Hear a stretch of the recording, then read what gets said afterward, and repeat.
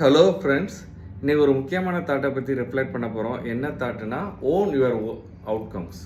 ஓகேவா? So whatever the outcomes it will come, you just accept it, analyse it.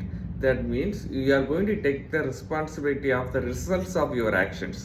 நீங்கள் ஒரு ரிசல்ட்டுக்காக என்ன பண்ணுறீங்களோ அதுக்கு ஃபுல் ரெஸ்பான்சிபிலிட்டி எடுக்கிறதுக்கு தான் இந்த சென்டென்ஸோட மீனிங். ஸோ தமிழில் தீதும் நன்றும் பிறர் தர வாரா அப்படின்னு ஒரு சென்டென்ஸ் உண்டு. ஸோ நல்லதும் சரி கெட்டதும் சரி அதுக்குள்ளான ரெஸ்பான்சிபிலிட்டி நம்ம தான், அதுக்குள்ள மீனிங் தான் ஓன் யுவர் அவுட்கம்ஸ். ஓகேவா? ஸோ நம்ம நிறைய டாஸ்க் எடுத்து அதுக்காண்டி எஃபர்ட் போட்டு அதுக்காண்டி ப்ரிப்பேர் பண்ணி ஸோ சக்ஸஸும் ஆகலாம், ஃபெயிலியரும் ஆகலாம். ஸோ சக்ஸஸ் ஆனாலும் ஃபெயிலியர் ஆனாலும் அதுக்குண்ட ரெஸ்பான்சிபிலிட்டி வந்து நீங்கள் தான். சில பேர் என்ன சொல்கிறாங்கன்னா, சக்ஸஸ் வந்தால் அந்த ரெஸ்பான்சிபிலிட்டியை நம்ம எடுத்துக்கிட்டு, ஃபெயிலியர் வந்தால் அதை மற்றவங்கள காரணம் சொல்லிக்கிட்டு இருப்பாங்க. ஸோ அப்படி கிடையாது ரியல் லைஃப் வந்து. ஓன் யுவர் அவுட்கம்ஸ், தீதும் நன்றும் பிறதர வார, அதுக்குண்ட மீனிங்னா உங்கள் லைஃப்க்கு ஃபுல் ரெஸ்பான்சிபிலிட்டி.